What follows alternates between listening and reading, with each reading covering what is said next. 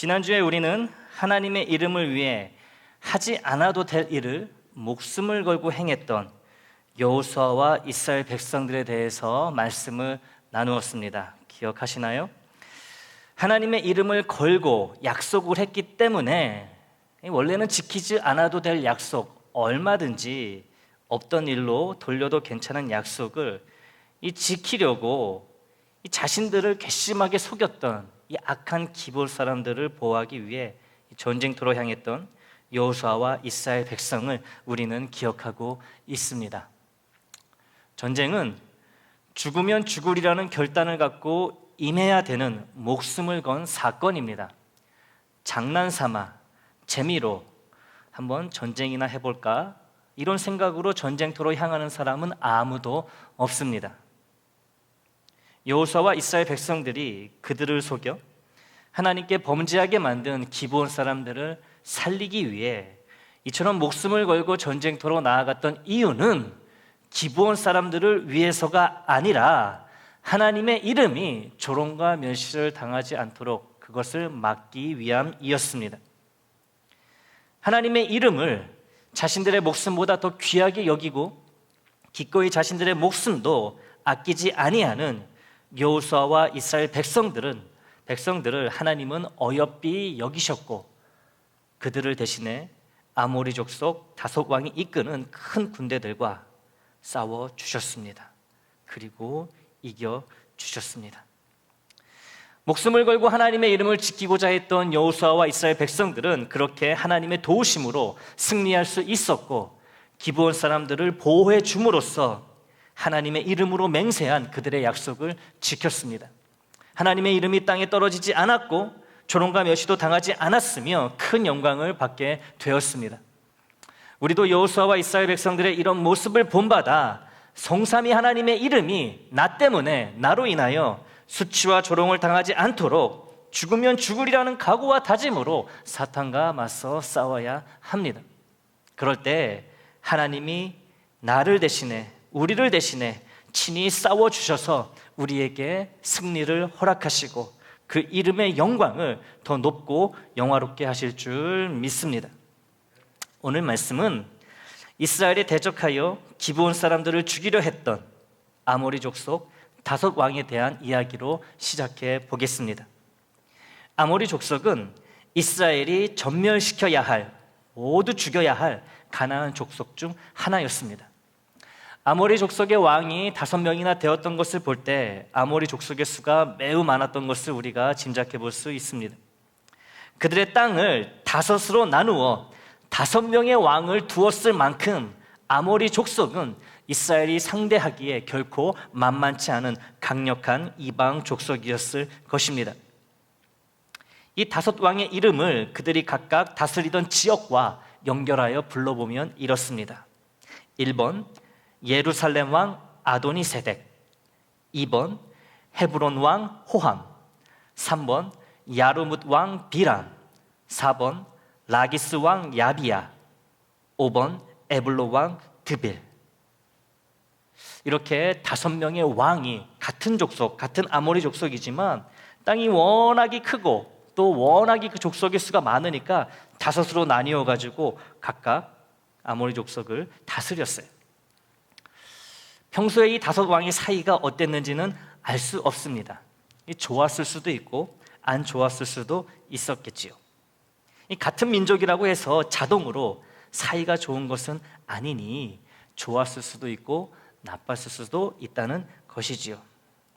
그러나 아모리 족속 5 왕이 한 마음으로 똘똘 뭉쳐 의기투합을 하게 된 사건이 벌어졌습니다.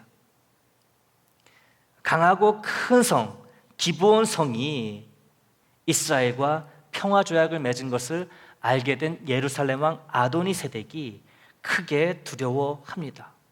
이 기브온 사람들은 원래 자기들하고 친한 가나안 족속 중에 한 족속이었는데 갑자기 이스라엘로 딱 붙어버린 거예요. 이 가뜩이나 이스라엘 족속 때문에 불안해 죽겠는데 이 기브온 사람들이 이스라엘과 평화조약을 맺어 자기들을 위협하고 있으니 이 두려울 수밖에 없습니다. 여리고성과 아이성을 차례로 격파한 이스라엘과 이 만만치 않은 기브온 사람들이 힘을 딱 합하여 이 자신들을 공격해 온다면 당할 수밖에 없다는 그런 계산이 이 예루살렘 왕 아도니세덱에게 선 거예요. 아도니세덱에게.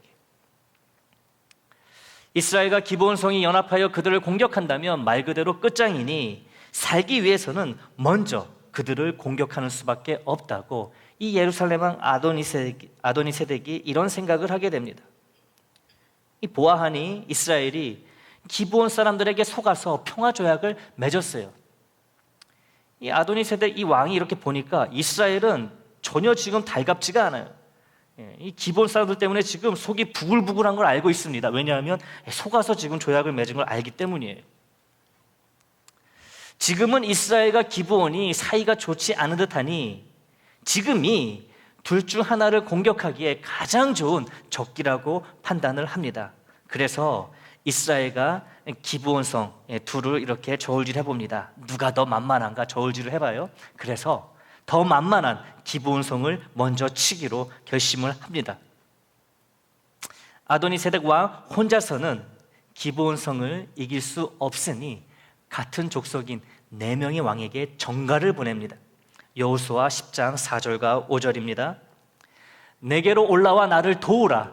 우리가 기브온을 치자. 이는 기브온이 여호수아와 이스라엘 자손과 더불어 화친하였음이니라 하매 아모리 족속의 5 왕들 곧 예루살렘 왕과 헤브론 왕과 야르뭇 왕과 라기스 왕과 에글론 왕이 함께 모여 자기들의 모든 군대를 거느리고 올라와 기브온에 대진하여 싸우니라.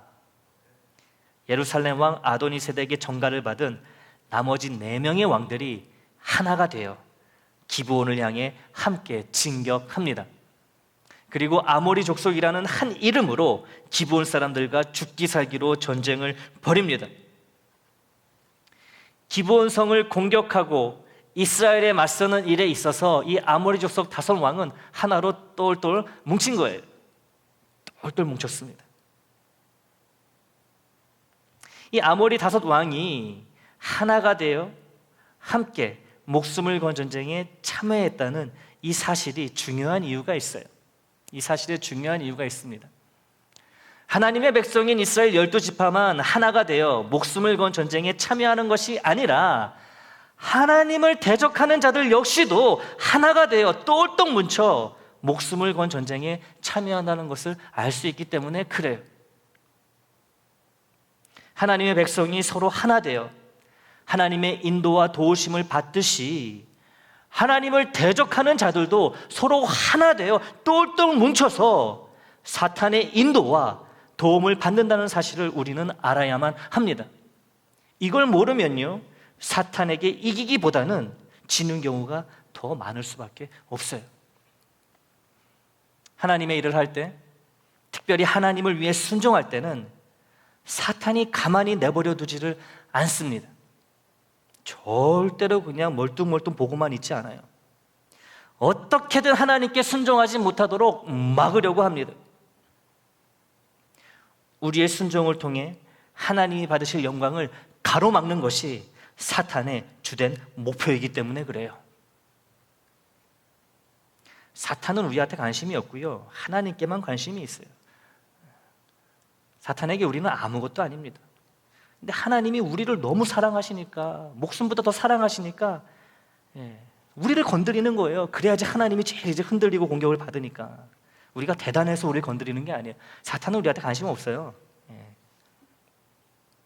오직 하나님께만 대적하는 게 사탄이란 거죠.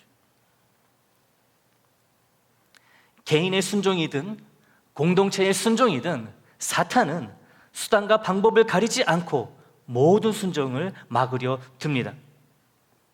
개인적인 순종은요, 하나님과의 관계에 집중하며 하나님의 도우심을 의지하는 가운데 사탄과의 영적 전쟁에 임하면 됩니다. 비교적 단순해요. 개인적인 순종은 내가 어떻게 하느냐에 따라 사탄에게 이기느냐 지느냐가 결정된다고 봐도 무리가 아닙니다. 그러나 공동체적 순종은, 공동체의 순종은 나 혼자만 잘한다고 해서 절대로 승리할 수 없어요. 모두가 잘해야 사탄의 공격에 무너지지 않고 하나님께 영광을 돌릴 수 있습니다. 우리가 애장 공동체로서 하나님이 원하시는 순종을 할 때 우리 모두가 잘해야 하는 일이 있습니다. 그것은 바로 주님 안에서 하나가 되는 것입니다. 주님 안에서 하나가 되는 것이에요. 그 어떤 것도 풀 수 없을 만큼 똘똘 뭉쳐야 한다는 것이지요. 주님의 공동체가 하나님의 뜻에 순종하려 할 때 하나님을 대적하는 사탄에 속한 자들도 똘똘 뭉쳐 주님의 공동체를 회방하기 때문입니다. 적들은 똘똘 뭉쳐 하나가 되어 우리를 공격하는데 우리는 똘똘 뭉치기는커녕 서로를 등 떠밀며 당신이나 순종하라고, 당신이나 사탄과 맞서 싸우라고 한다면 이 똘똘 뭉쳐있는 이 대적들을 절대로 이길 수가 없어요. 하나의 공동체로서 하나님의 뜻에 순종하여 하나님을 기쁘시게 하려고 할 때 이를 방해하는 대적들이 어떻게 똘똘 뭉치는가를 잘 보여주는 사건이 하나 있습니다.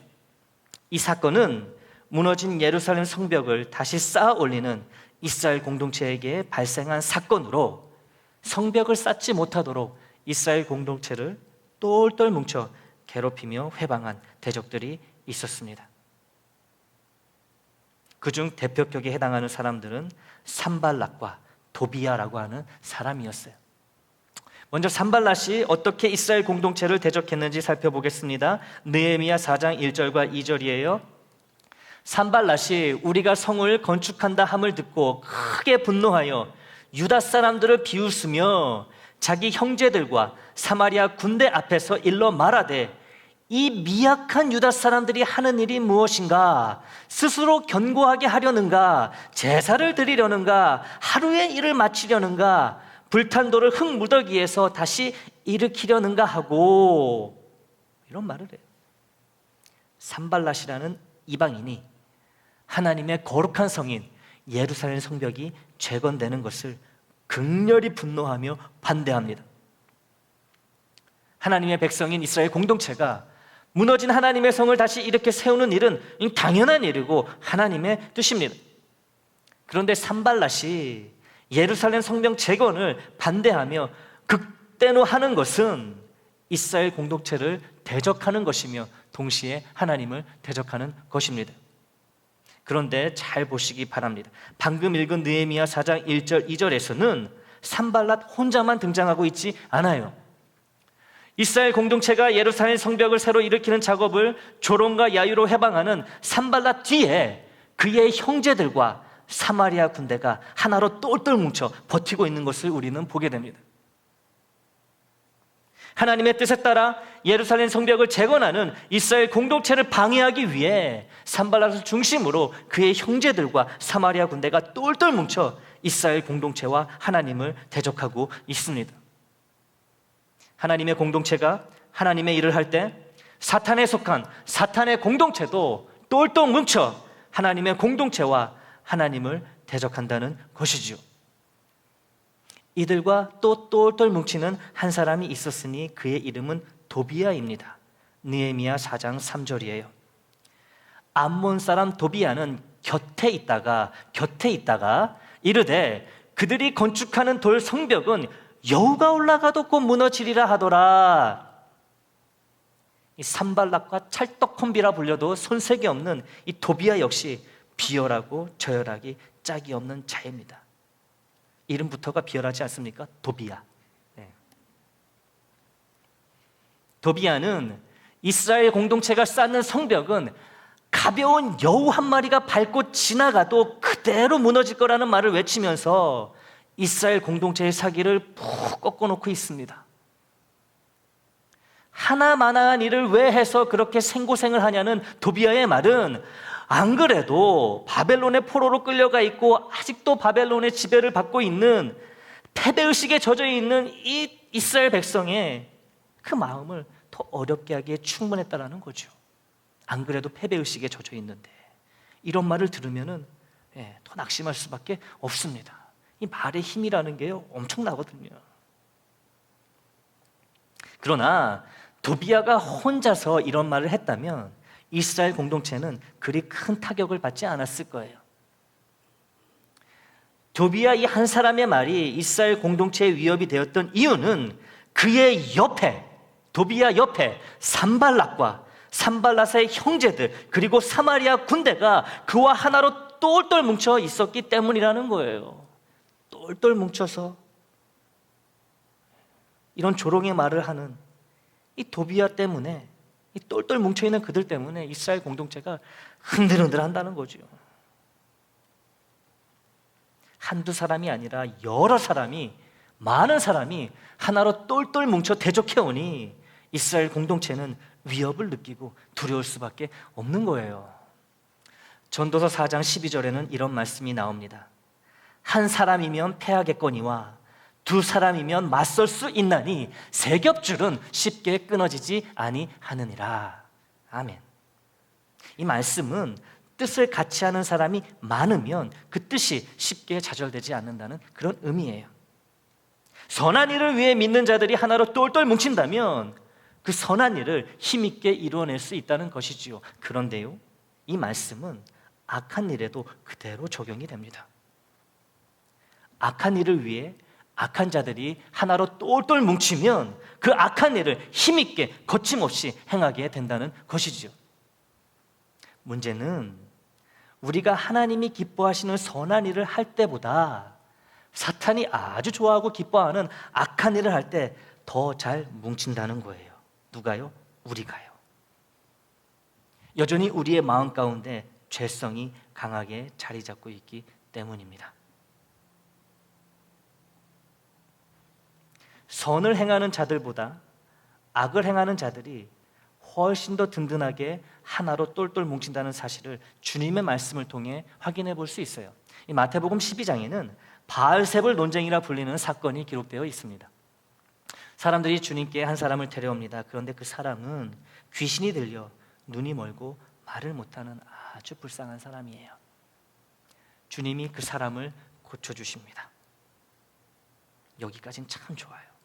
그런데 이를 곁에서 본 바리새인들이 이런 말을 합니다. 마태복음 12장 24절이에요.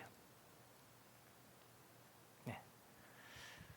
스크린 넘겨주세요. 마태복음 12장 24절. 네.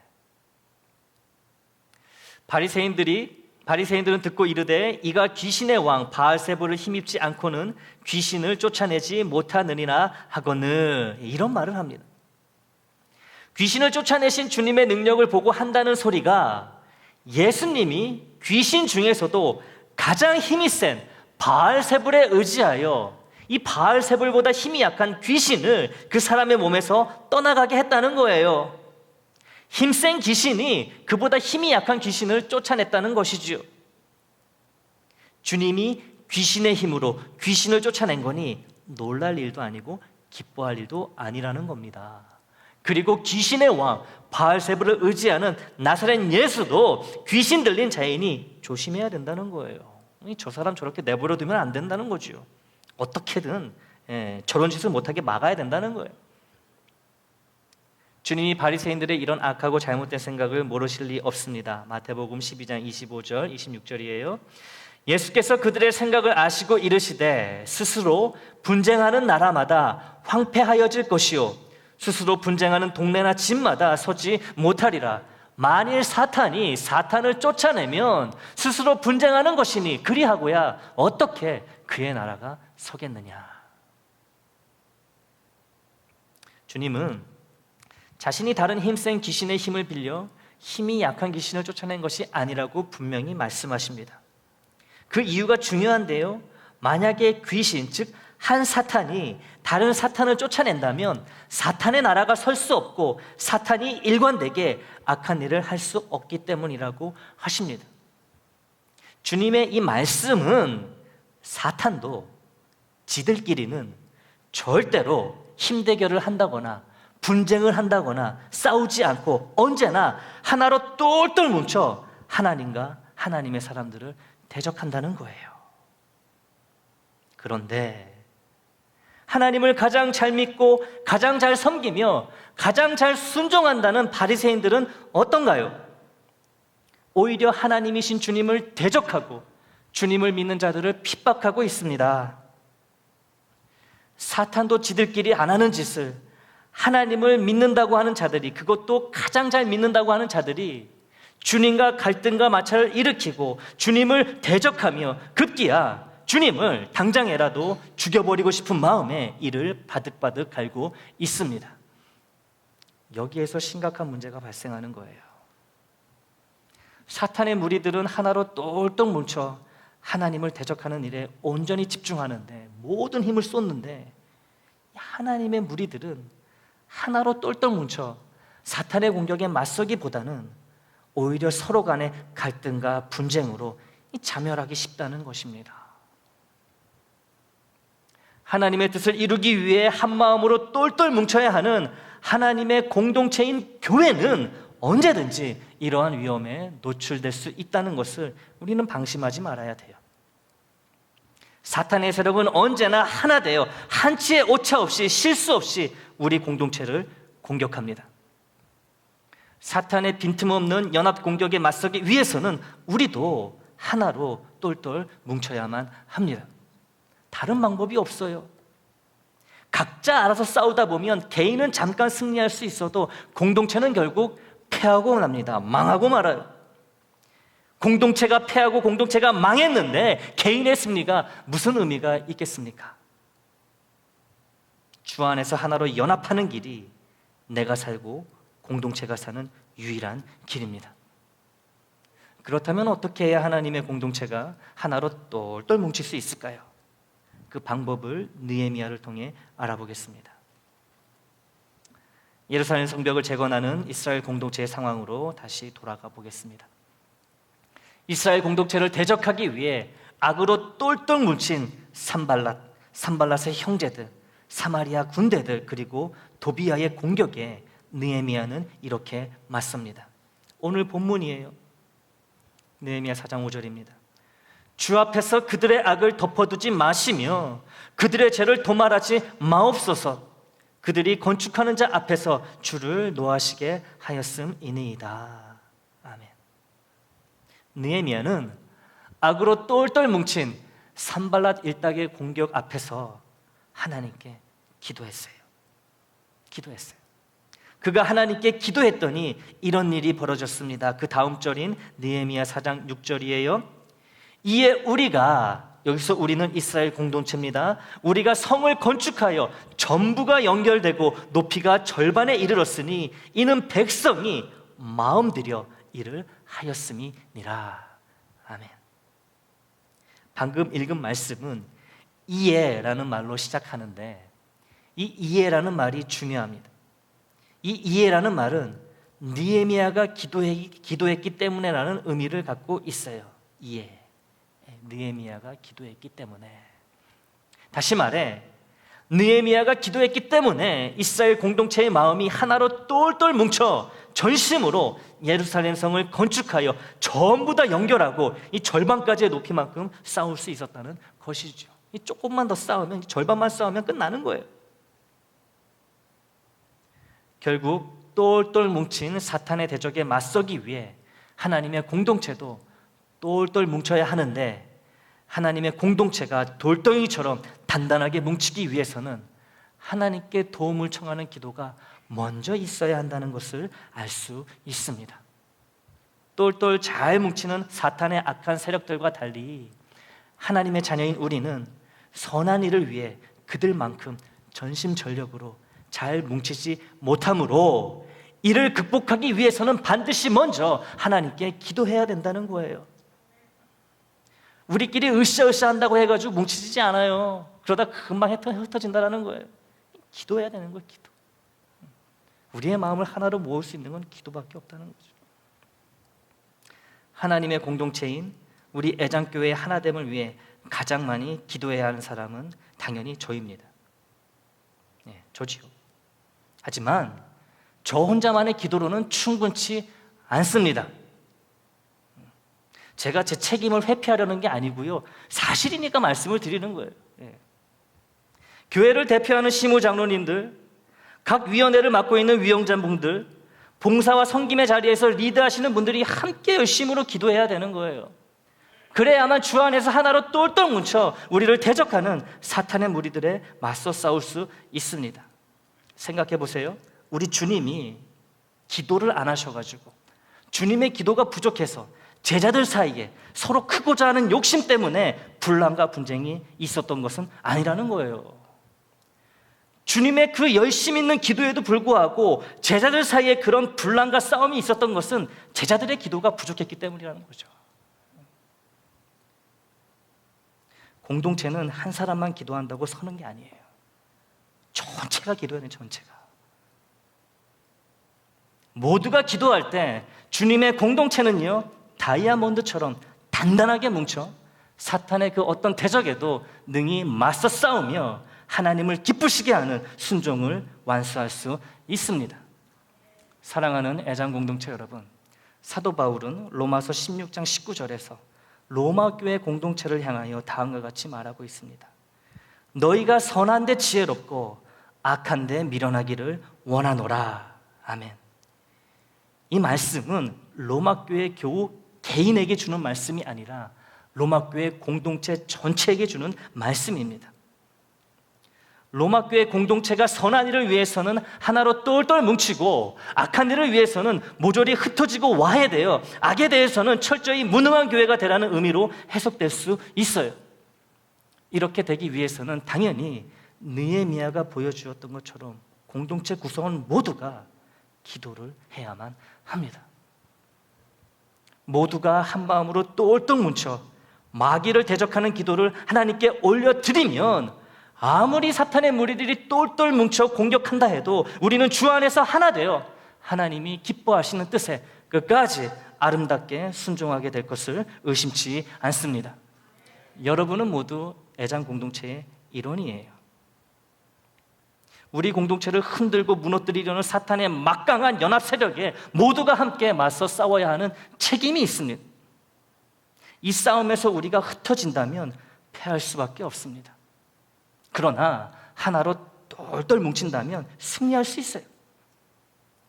하지만 분열과 분쟁의 죄된 본성이 앞서는 우리이기에 하나로 똘똘 뭉치기 위해서는 반드시 먼저 하나님께 모두가 고개를 숙이고 기도를 해야만 합니다. 목사와 중직을 맡고 있는 자들은 물론이고 모든 교우들 하나하나가 함께 기도해야만 우리의 하나됨을 이룰 수 있고 주 안에서 사탄을 때려쳐 부시며 선한데 지혜롭고 악한데 미련한 공동체가 될 수 있습니다. 우리 교회는 새 시무장로 선출이라는 큰 일을 앞두고 있습니다. 공천위원회가 새롭게 꾸려졌어요. 오늘부터 시무장로 후보들에 대한 검토 작업이 시작될 것입니다. 이 일은 당연히 하나님이 계획하신 일입니다. 하나님이 기뻐하시는 일이에요. 그렇기 때문에 사탄의 연합 세력이 분명히 이 일에 회방을 놓을 것입니다. 정신 바짝 차리세요. 우리도 긴장하며 더욱 하나로 똘똘 뭉치는 일에 힘써야 할 때입니다. 어떻게 하면 뭉칠 수 있다고요? 기도하면 되는 거예요. 공천위원분들 더 열심히 기도하시기 바랍니다. 공천위원은 권세의 자리, 권력의 자리가 아니라 하나님을 위해 그리고 교회와 교우를 위해 낮은 자세로 겸손하게 섬겨야 하는 자리입니다. 여러분들이 다른 교우들보다 잘나서 믿음이 좋아서 장로를 뽑을 수 있는 자리에 선 게 아니라 하나님이 은혜로 맡겨주신 거예요. 교우분들의 손을 통해서 여러분을 그 자리로 맡겨주신 거예요. 그러니 기도하십시오. 기도하지 않으면 낮아질 수 없습니다. 겸손하게 섬길 수 없어요. 하나님, 교회, 교우를 제대로 섬길 수 없습니다. 특별히 교회로 모여 열심히 기도하시기 바랍니다. 함께 그리고 따로 열심히 기도하며 하나님의 뜻을 발견하는 공천위원들이 되십시오. 여러분들이 흔들리고 무너지면 온 교회가 큰 타격을 입게 됩니다. 주님의 일에 큰 지장을 초래하게 됩니다. 무거운 책임감을 갖고 하나님께 열심히 기도하십시오. 하지만 이 기도는 공천위원들만의 의무가 아니에요. 그들을 공천위원으로 선출하여 세운 모든 교우들도 똑같이 기도의 책임이 있습니다. 뽑아놨으니 알아서 하라고 내버려 두는 것은 참으로 무책임한 일입니다. 뽑아놨으니 그들이 주어진 일을 잘 감당할 수 있도록 곁에서 계속 기도해 주시기 바랍니다. 그렇게 모두가 기도할 때 우리는 주 안에서 똘똘 뭉친 하나님의 공동체가 되어 시무장로 선출이라는 큰 행사를 은혜 가운데 승리로 장식하며 하나님께 영광을 돌리게 될 것입니다. 지금은 특별히 함께 기도함으로 우리 공동체가 똘똘 뭉쳐야 하는 때입니다. 사탄이 가능한 모든 졸개마귀들을 이끌고 똘똘 뭉쳐 우리를 대적할 것이기 때문입니다. 하나님이 오늘 말씀을 통하여 사탄에게 지지 않는 방법을 알려주셨으니 이 방법대로 온 교회가 열심히 기도하여 하나님의 거룩하신 모든 뜻을 온전히 이루어내게 되기를 우리 주님의 이름으로 축원합니다.